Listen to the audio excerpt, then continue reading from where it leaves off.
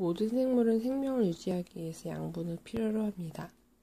동물은 음식을 섭취해서 양분을 얻지만 식물은 음식을 섭취하지 않고도 살아갈 수가 있죠.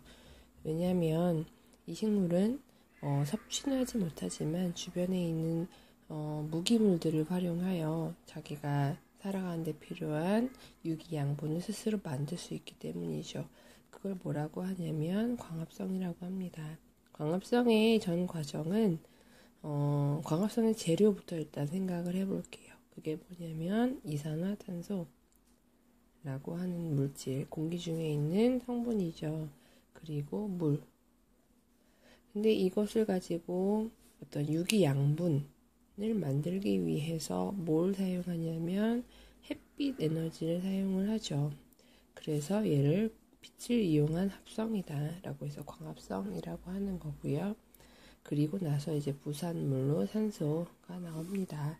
이게 우리가 알고 있는 이제 광합성의 전체 공식이 되죠. 자, 근데 이 공식을 만들기까지가 사실 굉장히 쉬운 일은 아니었어요. 이 각각의 재료가 뭐냐, 에너지가 어떻게 사용되냐, 뭐가 만들어지냐, 이런 것들 하나하나는 정말 정교한 실험을 통해서 엄청난 역사 동안에 이루어진 어떤 퍼즐 맞추기와 같은 거죠. 그래서 여러분들이 이번 단원에서 하실 것은 각각의 퍼즐을 맞출 때 그때 어떠한 실험을 했으며 그 어떤 실험을 여러분들이 조금 더 이제 익숙하게 알아주셨으면 좋겠습니다. 그래서 일단은 먼저 뭐부터 확인을 해볼 거냐면요. 교과서로는 175쪽에 나와 있는 이 양분의 정체가 뭐냐, 거기서부터 한번 생각을 해볼게요. 교과서에서 어떻게 나와 있냐면 일단 질문은 광합성을 통한 광합성에서 만들어진 산물이 뭐냐. 자, 이 질문에 대한 답을 해결하기 위해서 어떤 실험이 소개가 되어 있냐면요. 어떤 잎을 갖다 놔요.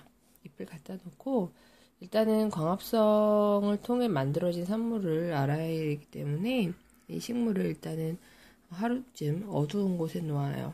그래서 광합성의 산물을 몽땅, 일단 이미 만들어 놓은 산물은 전부 다 없앨 수 있도록 광합성 산물을 제거를 합니다.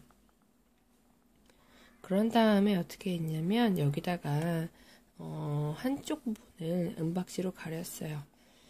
그렇게 하니까 어떻게 됐냐면 이따가 나중에 여기는 광합성을 하지 못하고 여기는 광합성을 할 수 있는 상황이 된 거죠. 그런 다음에 이걸 어떻게 했냐면 햇빛이 있는 곳에다가 놓아두었습니다. 그래서 어떻게 될까요? 이쪽은 광합성을 하게 될 거고, 그죠?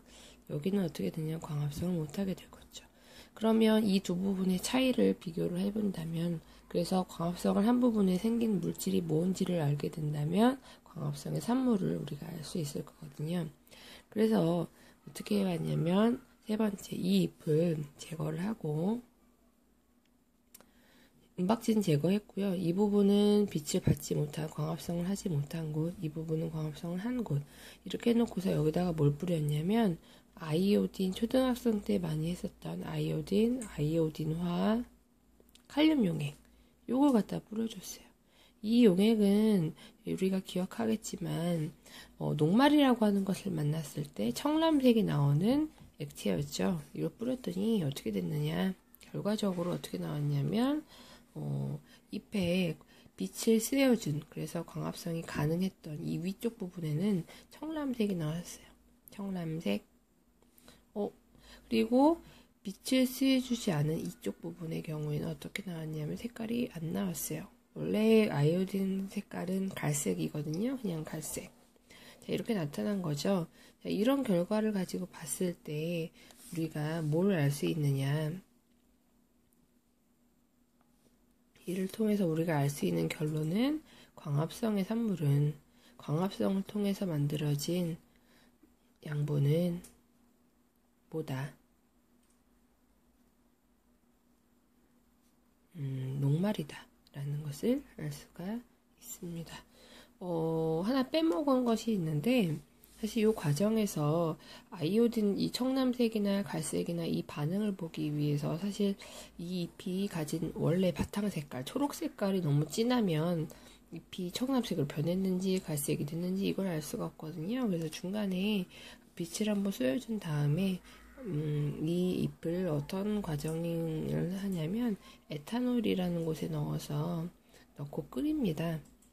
그냥 끓이면 조금 위험하니까 사실은 좀 중탕을 좀 해주고요.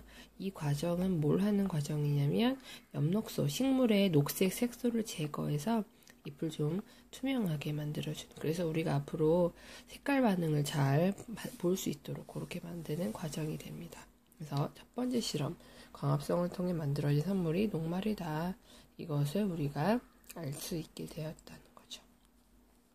자, 두 번째 질문에 대한 실험도 나와 있어요. 이번에는 광합성이 일어나고 있는 장소가 어디냐 이거예요.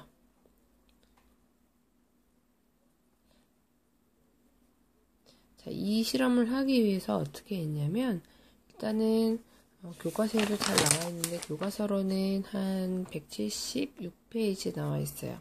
검정말이라고 하는 식물을 사용합니다. 검정말은 물풀의 일종이죠. 우리가 실험 시간에 만져봤던 그건데요. 얘를 갖다가 이제 한번 현미경으로 볼 거예요. 보기 전에 일단은 얘가 너무 초록색이죠. 초록색이니까 이 초록색 때문에 앞으로 색깔 반응을 보기가 어려울 수가 있거든요. 그래서 얘를 다시 에탄올, 알코올에다 넣고서 물중탕을 해줍니다. 그러면 색소가 빠져요. 초록색의 잎이 투명한 잎이 되는 거죠. 아까는 초록색이었다면 이제는 투명한 검정말이 됩니다. 그리고 나서 얘를 갖다가 현미경으로 보는 거예요.